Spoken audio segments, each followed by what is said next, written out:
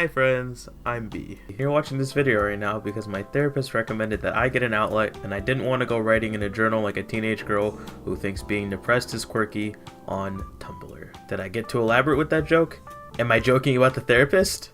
Seriously, is anybody watching this right now? Damn right you're not. Let's get into this retrospective.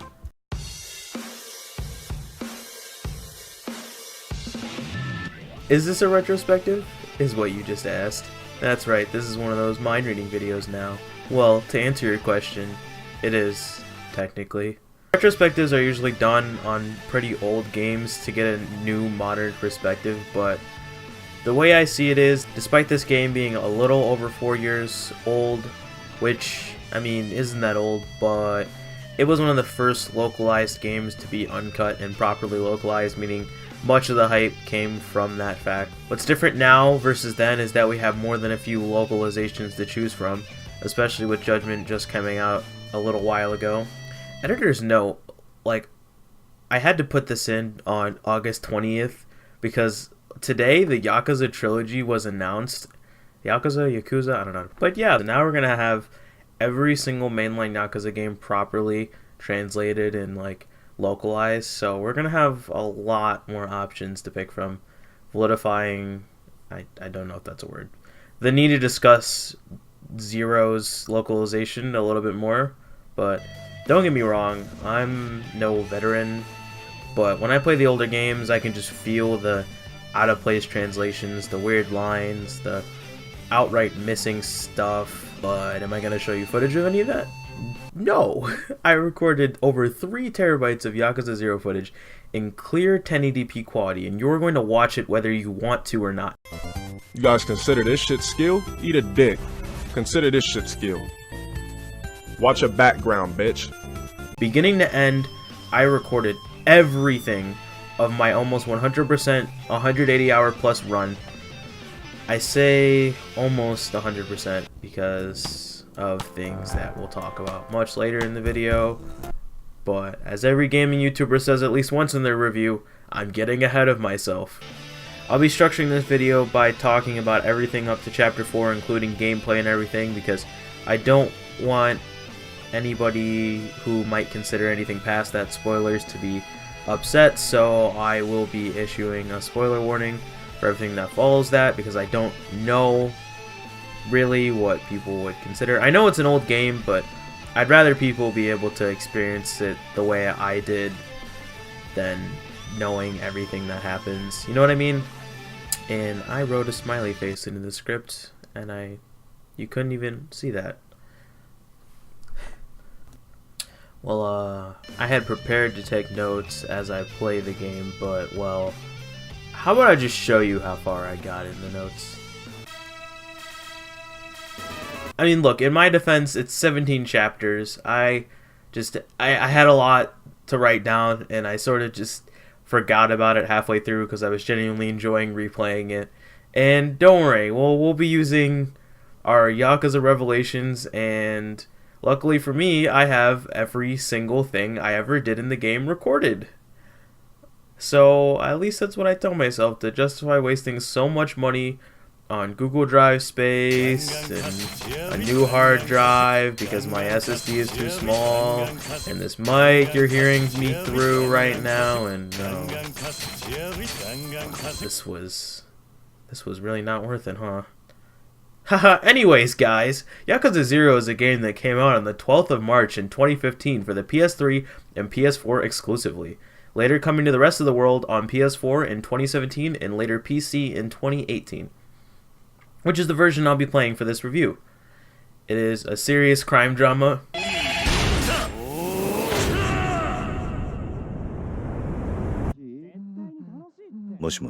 And a series of 6 other very serious crime dramas.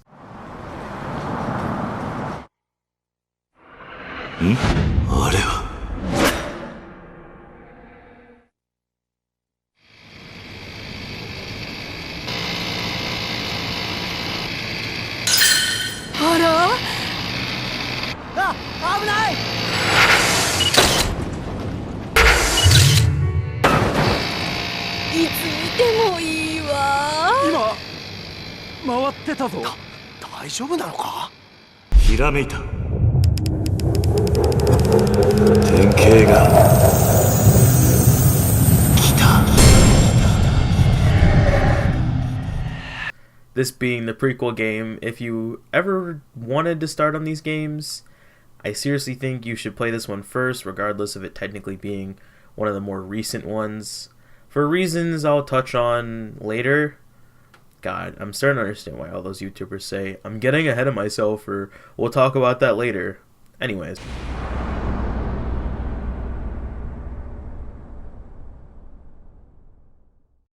Chapter 1 opens with our main brave hero, Kazuma Kiryu, beating up a guy in a very secluded area.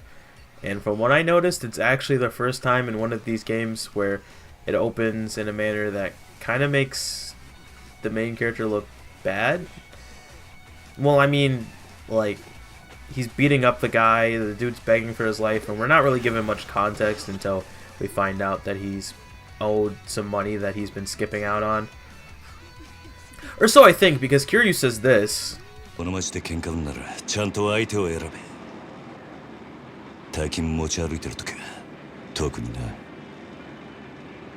Making it sound like he's beating up the guy because he started the fight, but the story implies and outright says that it was a collection job.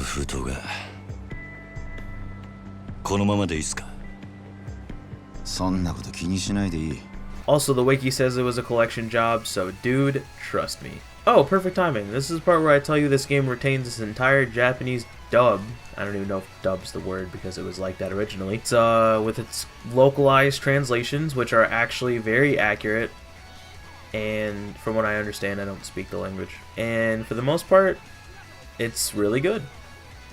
And I would take this over. Long time no see, Kazuma-chan. Oh my god. They did some amazing voice work, even for being a language I don't speak. So if my pronunciations are weird, it's because of the fact that, you know, I don't speak the language, and my only other friend who's played this just goes back and forth with me about how these things are pronounced, and we don't really get any. Wow, I just wasted an entire paragraph for 10 seconds of a cutscene, and I'm shooting for under 30 minutes on this video. So anyways, yeah, he gets beaten half to death, and Kiryu takes the money that he owes, and that's that. Kiryu brings it to the debt collector that he was, well, collecting for, and basically the dude explains that it's a ass-eaten kind of world, and we're on our merry way. Also, don't take me excluding a lot of what happens as me not wanting to talk about it. There's just a lot to unpack here, so I sort of have to skim over a lot to fit 17 chapters into one video. Kiryu gets a pager from his sworn brother slash friend Nishikiyama, and they go down to do cool Yakuza guy stuff, and apparently watch Nishiki eat. Of course not before I fuck with my video settings like I always do in PC games, and also get introduced to the biggest part of the game, the fighting. Yay, now I have to devolve the story to talk about more of this stuff. The fighting mechanics of this game are pretty straightforward on the surface. You have basic rush combos like square, square, square, and you can mix in the finishing blows, they call it, with the triangle button to end combos. Kind of like Sonic Unleashed. I guess would be the way to compare it for the two people that actually played that and enjoyed it. You also have grabbing and a mechanic called Heat, which is the most unique part of the fighting system. You build it up by landing blows, and once you fill up a certain meter requirement, you are able to perform situational and relentless blows that are just a joy to perform. And it also convinces me that anything you do in the battle is not canon to the story, because people fucking die, man. Like, there's no way. I'll show you. You'll see. Trust me. But the fighting is really fun and brutal, but it's cool because the game only lets you fight people who start fights with you, so you don't have to feel bad for beating up innocent civilians. Take that, GTA! Jokes aside, this is only the bare surface of the fighting, and we'll get more into it when more is introduced. So yeah, you save this dude, he thanks you. Kiryu and Nishiki make it awkward because Nishiki's a bad influence, and we move on. After some exposition spouts that go do Yakuza stuff. Then some dude comes up to Kiryu, tells Kiryu he has a lot of potential and he should invest in himself, aka you buy fighting upgrades in this game with actual money, and that will be your main way of leveling up, so to speak. You get this upgrade wheel where you basically have the option of either investing it in new moves, more health, or strength for your heat actions and basic attacks. You may have noticed that the outer wheel is locked, and you're probably thinking you unlock it by becoming stronger or story progression, but oh, don't you worry, I'll explain that much later. Then Nishiki lets some women scam meta money, and then we actually go do the Yakuza stuff. Kiryu sings some absolutely goddamn beautiful karaoke because, jokes aside, his voice actor is really good at singing. And this is one of the best parts of the games. Fuck you, Judgment, for not having karaoke. I mean, just listen to this for yourself. 嘘が下手なくせに笑えない笑顔を見せた I love you も I know I look like I'm ass at this minigame, but I was going through some shit that day, man, I swear. So, anyways, they go to the ramen shop and watch Nishiki eat, and on the TV, dun dun dun, the lot we were just at in the beginning, on the TV. So basically the news is reporting that a man was just murdered in that lot. So of course, the family thinks Kiryu did it because, I mean, I don't need to explain. This is probably a good time to explain how my interpretation of how the Yakuza hierarchy works, because I'm not gonna lie, it gets kind of confusing, but Lieutenant Kuze, or you're gonna go with Kuz. Lieutenant Kuz of the Dojima family wants to see Kiryu, so you know shit's about to go down. I honest to God don't understand how family standings work, but I'll give it my best go. I think the biggest families are the ones with the most power and influence, obviously. Those being like the Dojima family, the Kazuma family, and those families all being under the Tojo clan in Kamurocho. The Tojo clan, of course, being one of the biggest organizations in the Japan region due to its size.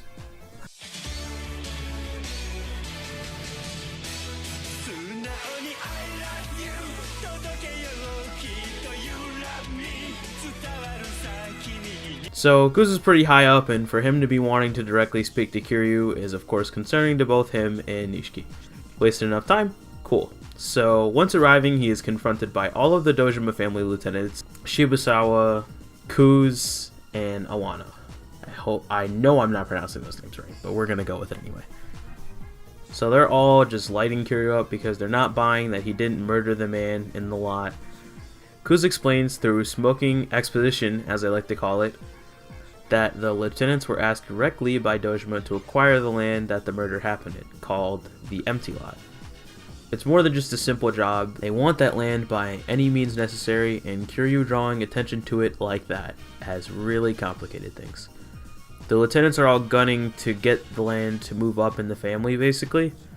So Kuz tells Kiryu to go fuck himself, turn himself in, because there's just absolutely no way he didn't kill the guy.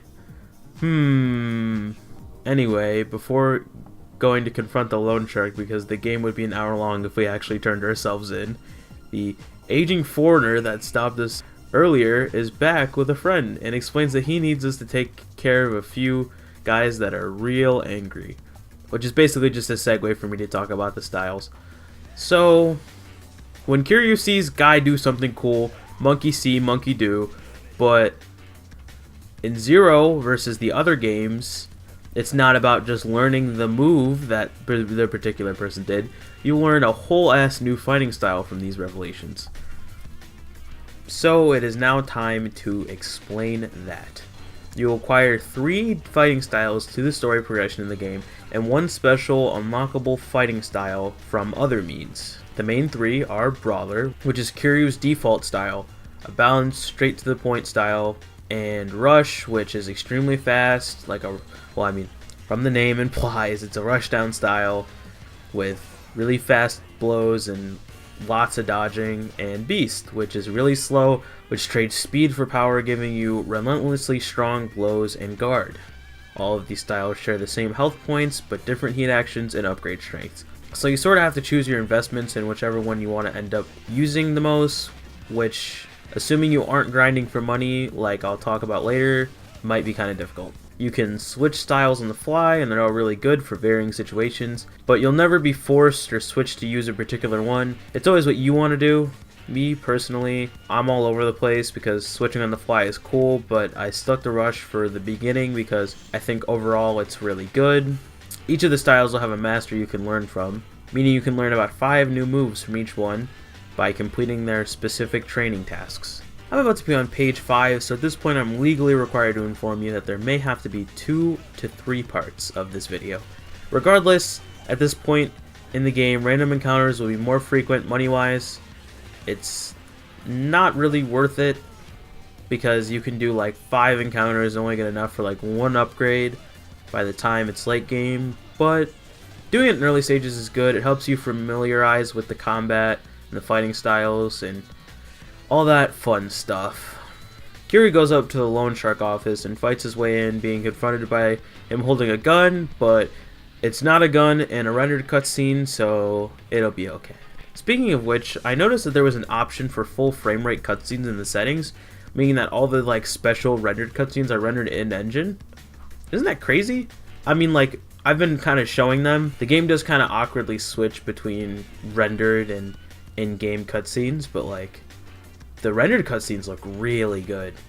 Like, especially for a PlayStation 3 game. I never realized that this game was on PlayStation 3 until I did my research, but I totally could have bought that these were like PS4/PC cutscenes, because they just look really good. But I got way off track again. But Kuza's there, and at this point it's pretty clear that he has more involvement in this murder thing than he let on earlier. Also, he punches you in the gut and gives you a cigarette like a real Yakuza man. So yeah, after that exchange, you leave to go fight more guys and go to the Kazuma family office.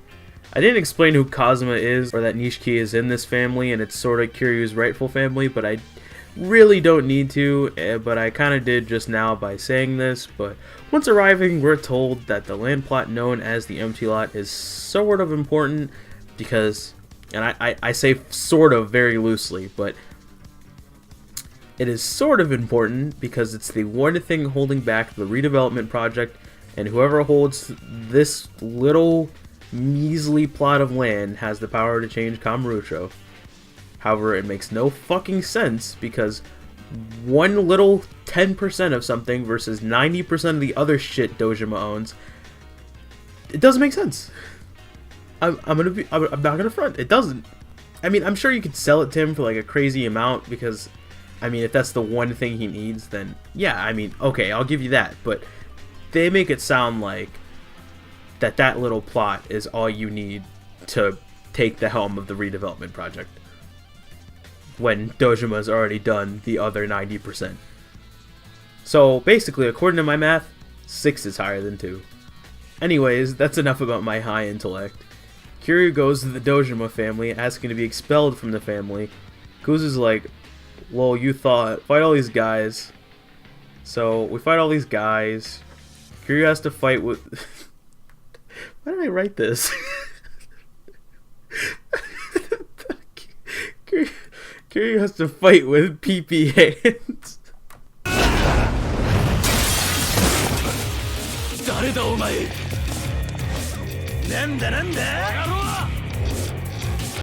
I made sure none of the PP hands hit me, don't worry. If we make it to Kuz, Kiryu is asking who set him up, of course, because he didn't kill the dude in the lot, and Kuz knows, so they fight. Kiryu kicks his butt, and I mean, he asked me to hit him, so of course I did. So he sort of asked for it, but afterwards, like a big whiny baby, Kuz asks for help from the other lieutenants, and they don't, and he has to lose a finger because of weird Japanese Yakuza rules. So yeah, Kiryu aims to get expelled so the accountability doesn't fall on Kazuma, while also looking for the man who did it to clear his name. And so basically Dojima says, fuck you, it still falls on Kazuma, good luck finding the man, retard. So basically, as someone does, after receiving that news, Kiryu goes and kneels down in the rain in the middle of the street, and a hand reaches out, and a mysterious man saying he's been waiting a long time to meet with us. My English made it sound like the hand and the man were two different things.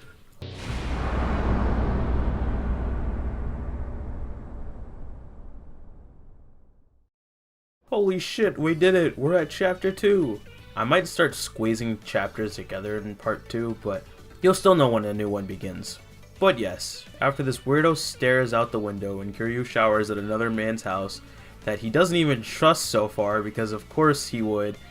And I mean, he didn't even eat the food because... The man explains that his name is Tachibana, and he is a normal dude who runs a real estate firm.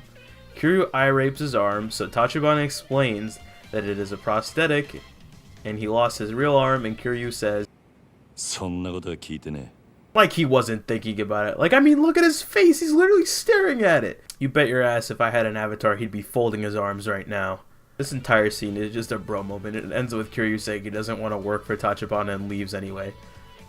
So yeah, after leaving, we're stopped by a dude, and I'm not explaining this just yet.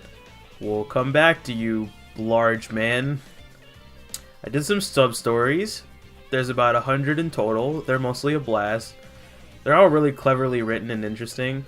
I did go out of my way to do all of them, but you definitely don't have to do that. It just unlocks you 2 secret bosses. I think they help break up the serious storytelling pace with goofy shit like Kiryu pretending to be a TV producer, so I recommend doing just a few. Later, Nishiki goes to Kiryu's apartment to tell him Tachibana real estate ghost stories, and then Kiryu's like, "Nuh-uh, those aren't true." So we go to gather more information about the mysterious firm the next day. Also, I was trying to walk around town. I intended to steal some money off of Sleeping Mr. Shakedown, but then some dudes came up to me and made him despawn, and I was pissed.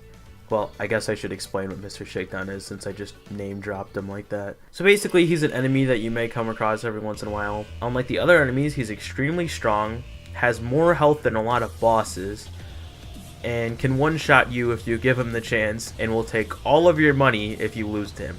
You can avoid these encounters really easily. However, you can get loads of money in late game using a particular exploit, so I made sure to beat the shit out of him whenever I got the chance. Yep. Never once.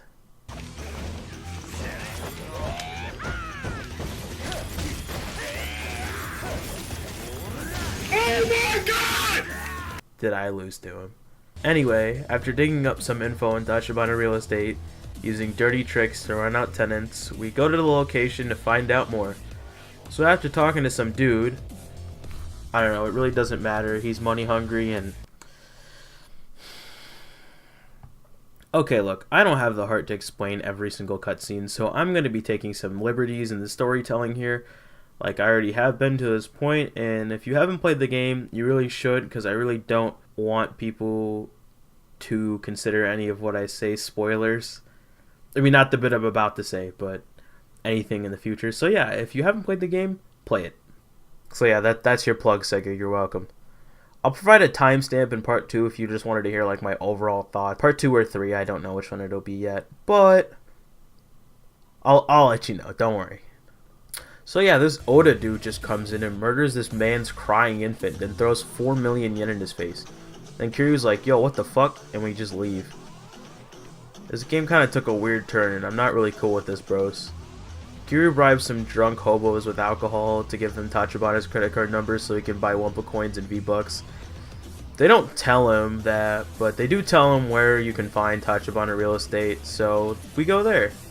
I accidentally started a fight with Mr. Shakedown in the small-ass champion district, and it was the biggest mistake of my life.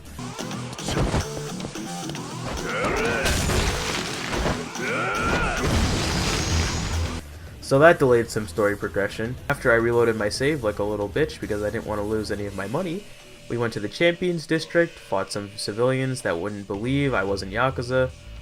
Oda told me to leave, so I just did.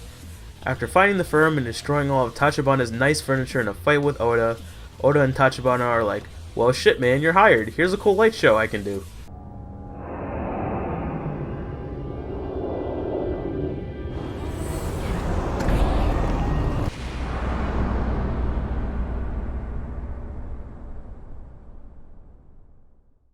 This chapter doesn't begin following Kiryu again in Kamurocho, Tokyo, but in Satonbori, Osaka, which will be the second of the 2 main locations in the game.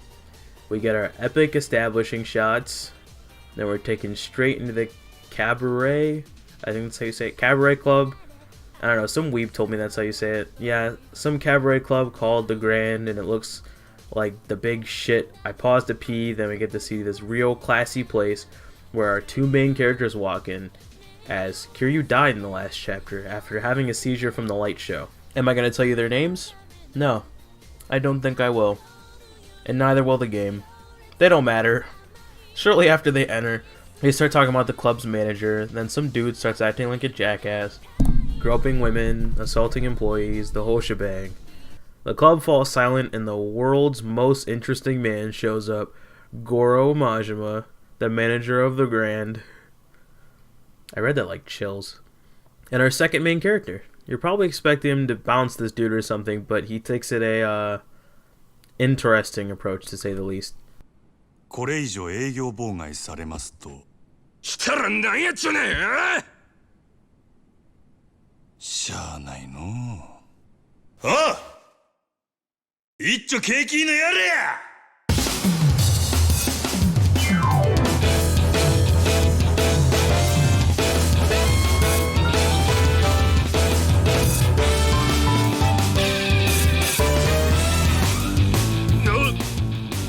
そこまでお客様がお望みならこの真島僭越ながらお相手いたしましょう Instead of just hitting the guy, he sort of just overpowers him with niceness and not losing his cool. It's honestly just really interesting watching this cutscene of this guy trying to break Majima and piss him off. But instead of getting what he wants, he just progressively gets more and more pissed off. But instead of hitting back, Majima just kind of dodges the blows and keeps being a good host.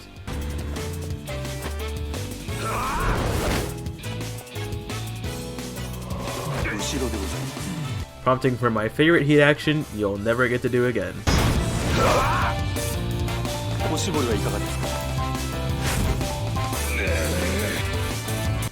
Once the guy makes a big fool out of himself, Majima offers to not turn in the man if he covers the tab for the restaurant of the night, flipping profits out of an otherwise bad situation. It's pretty clear that once the cutscene ends, Majima is sort of putting on a fake manager persona, and that's not really who he is. Don't get me wrong, Kiryu's still an amazing character, but Kiryu just sort of has a lot less layers than Majima, who's like, but mainly because of how he changes throughout the story and how little we know from him off the start. I think Kiryu works better as a flat character who changes the world around him rather than letting the world change him, which is sort of what Majima is like. Like they're the two polar opposites in what you write a character as, I'd say. Once Majima's done taking a damn smoke break, we're confronted by a man named Sagawa, who Majima very clearly hates but is taking orders from. We learn that he's the owner of the Grand. It took really long for his character card thing to come up, I don't know why, but basically Majima was expelled as a Kamurocho Yakuza and is looking to get back into the family after being holed and imprisoned because of events I'm going to talk about really soon.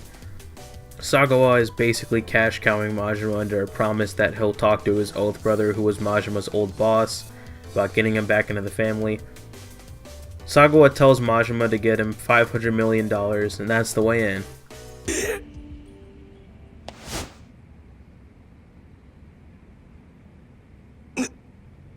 なんだ殴らねえのかまあやれるわけないけどなそんなことしたらお前はあの暗い場所に逆戻りだそれは嫌だろうからな God, I hate this dude. Majima understandably has some gamer rage. Because he just keeps getting fucked over by Sagawa, and Sagawa is just like, "What was mad, Majima-chan?" So he aims to acquire a new hostess to make the money.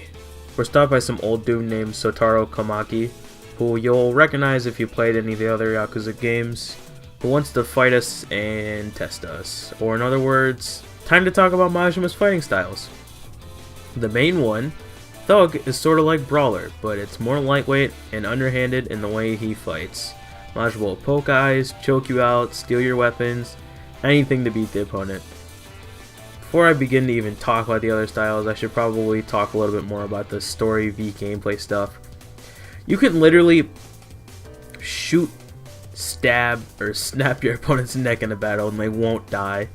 No one dies in a fight no matter what absurdly violent shit happens, which is a bit immersion breaking for some people, I would imagine, but it's kind of a fun way to let the devs go nuts with whatever crazy stuff they want to add without the characters breaking their moral codes and actually killing people. So I don't mind it. I think it's really funny. But I could definitely see why someone would. But Majima's beast equivalent style is known as Slugger, and goddamn is it amazing. You just get a baseball bat with infinite uses, and it's really fun to just use all these crazy moves and some brutal heat actions. He also mentioned I have no idea where he got said bat. He just kind of pulled it out. It was my default for my first playthrough because it just does so much damage in early game. Its only real drawback is this. On my second playthrough, I realized that there was an upgrade that let the bat not hit walls if you're in third heat gear. So, yep. It's a little broken. You'll be seeing it a lot, and if I was recording mic audio during this, you'd hear me go fuck it every time I switch to it, because it is so goddamn good and I can just destroy people when I switch to it. If you didn't already love Majima's unique fighting styles, I got one final pitch. Damn, I should have saved that joke for the Slugger. God damn it, I should have saved that for last. I don't even want to finish the video now. Anyways, Majima's rush equivalent, Breaker. Probably sounds like some sort of badass thing from the name, but yeah. You legitimately just do crazy ass kicks and head spins as you defeat groups of enemies with the power of breakdancing and finishing poses. It's pretty fast and it actually hits really hard because of just how many hits it does. And you can just take out groups of enemies super well because of how all over the place he goes. It's honestly amazing for a joke style. And it's a go-to for big groups of enemies. If you're not sold, then wait till we talk about the secret styles. All the main ones have training masters, just like with Kiryu. And I would like to take this time to mention that at any point during Komaki's training with Majima, he could have learned the Tiger Drop. The objectively best move in any Yakuza game, and instead he settled for this shitty thing. Anyway, back to the story. Once Majima gets the hostess, he goes to get some sleep. Not after the game not so subtly shows he is constantly being watched and is not allowed to leave Sotenbori.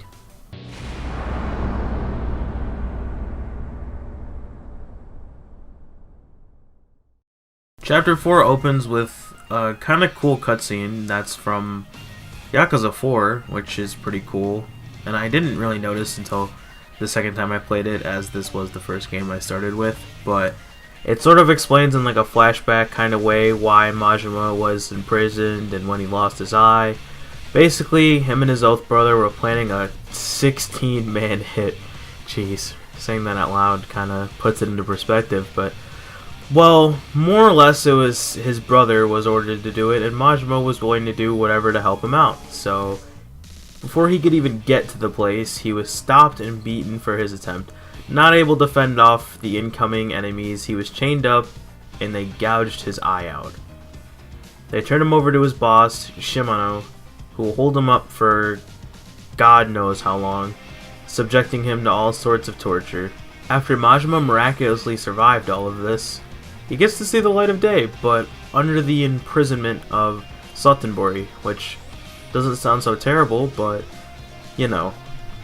Honestly, his backstory is really fucked up, so like I can't even make any jokes about this. It'd be like the equivalent of Family Guy making that joke about the squirrel kicking Brian's corpse after he dies. So yeah, Majima wakes from his nightmare back into the real life nightmare, because I'm so good at writing, and I really put that in. I go to do some sub-stories, one which I propose some tax ideas to a tax dude.